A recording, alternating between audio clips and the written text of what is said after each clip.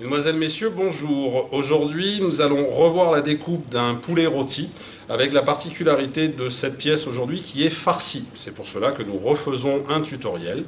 Présentation du poste de travail, comme d'habitude, une plaque à accumulation, une assiette à déchets relativement conséquente puisque je vais devoir accueillir un volume de déchets assez important. Mon couteau de table, le couteau classique que j'utilise pour découper les volailles traditionnellement, mais également aujourd'hui le trancheur, type éminceur aussi, dont je pourrais avoir besoin, une pince. Je découpe ma volaille aujourd'hui sur une planche à découper, mais je rappelle que traditionnellement on découpe les volailles sur une assiette. Tout est affaire de taille de la pièce par rapport à votre assiette. Je trouve qu'aujourd'hui, par rapport à la taille de ma volaille, ce sera plus pratique sur une planche à découper.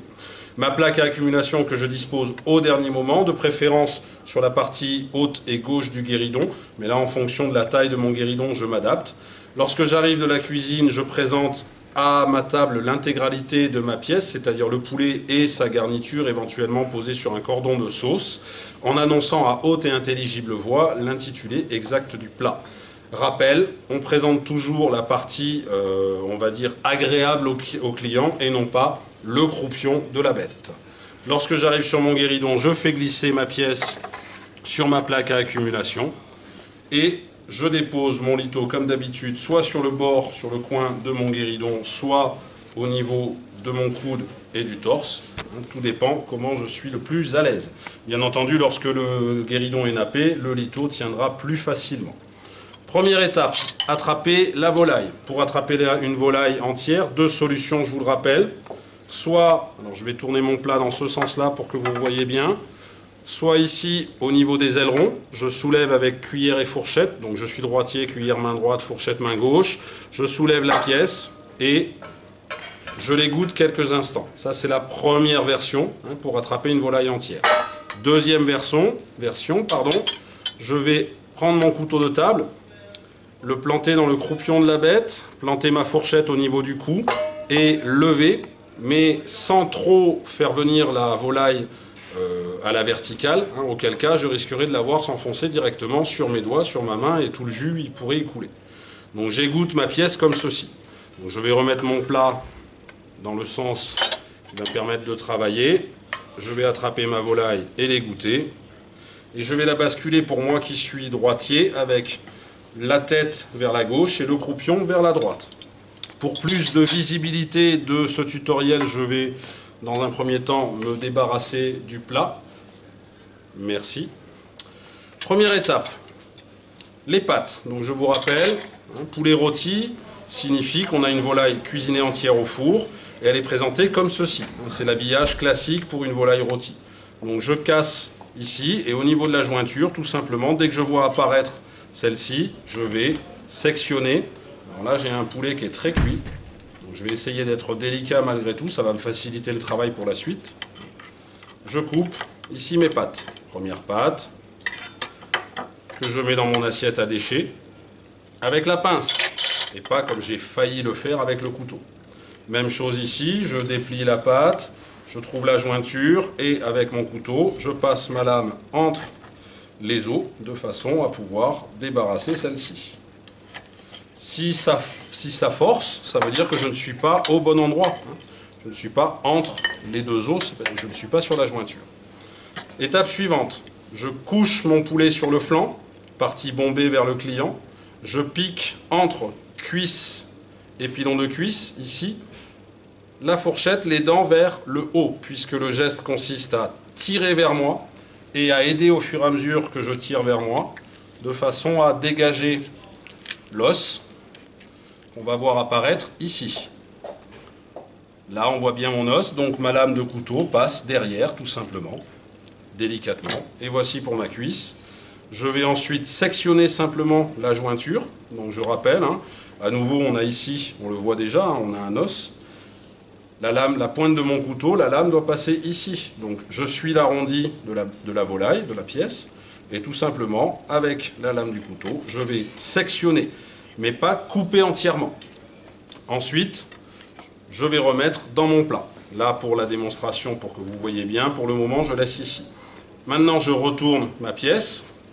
Je la recouche sur le flanc. À nouveau, même opération, la fourchette piquée entre cuisse et pilon de cuisse, les dents vers le haut de façon à faire levier, à tirer vers moi. J'aide un petit peu à découper, je continue, et dès que je vois apparaître cette fameuse jointure, je n'ai plus qu'à passer en dessous. Soit dans un sens, soit dans l'autre. Je rappelle que mon couteau doit être très bien aiguisé, a fortiori aujourd'hui que je travaille avec un couteau classique, un couteau de table.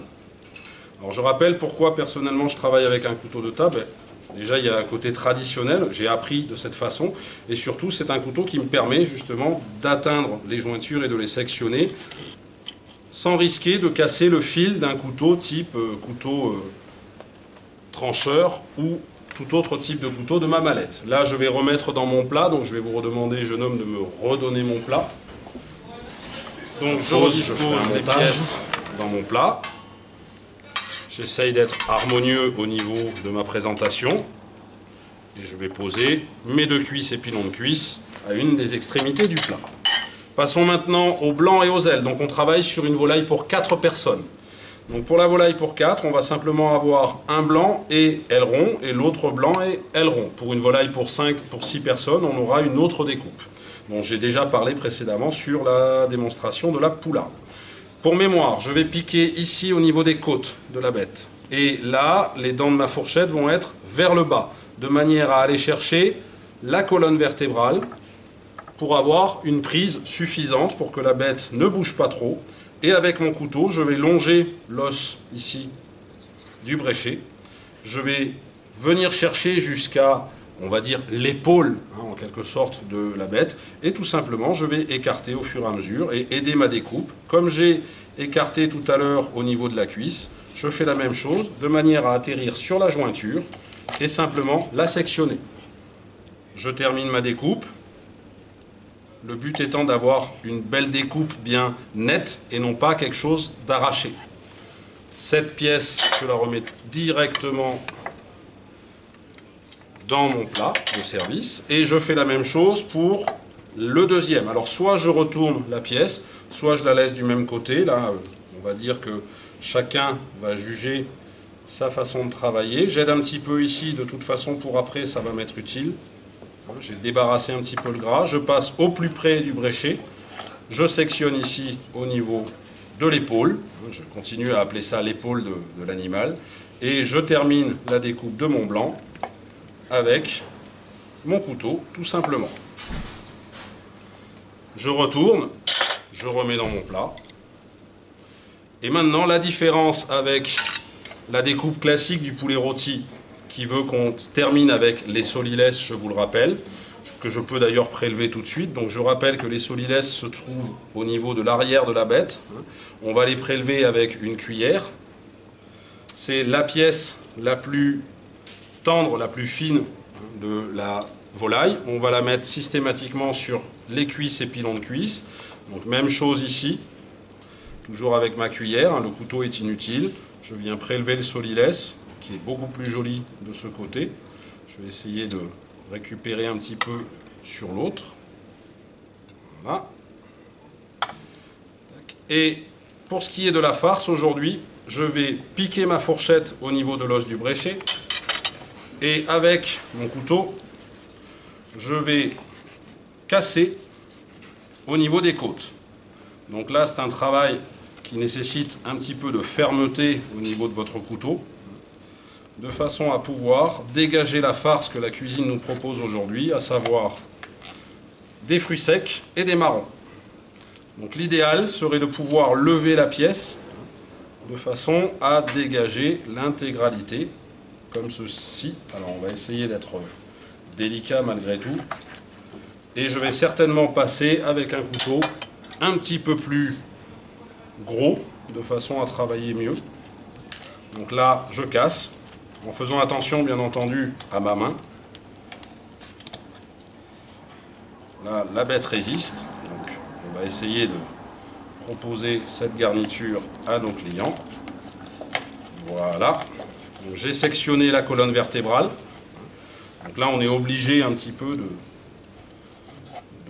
selon la qualité de la farce. Vous voyez ici, toute cette partie est vide. Donc ça, je vais pouvoir le mettre dans mon assiette à déchets. Alors je vous l'accorde, il reste un petit peu de viande, mais malgré tout, je ne la sers pas. Voilà pourquoi mon assiette à déchets est aussi grande. Et maintenant, ma farce, je vais simplement la sortir avec ma cuillère. Donc on a des farces, je disais, plus ou moins compactes selon la composition. Donc là, aujourd'hui, on a une farce composée de fruits secs, à savoir des marrons, des raisins, des noix, des pignons de pin. Ils m'ont même mis un petit peu de champignons.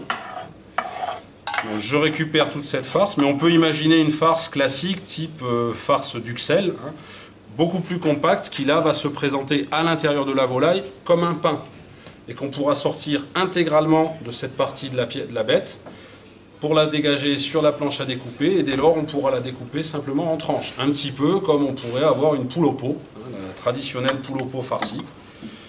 Mais là, aujourd'hui, sur cette farce-là, je travaille de cette manière. Au niveau de mon dressage, bien entendu, je propose au client aile, blanc ou cuisse, pilon de cuisse. On est pour 4 personnes. Et garniture, la viande toujours en bas, la garniture toujours en haut. Et en plus, je vous rappelle, au niveau du dressage, on joue sur l'arrondi des pièces par rapport à l'arrondi de votre assiette, si tant est, bien entendu, que vous êtes sur une assiette ronde. Bon appétit et bonne dégustation.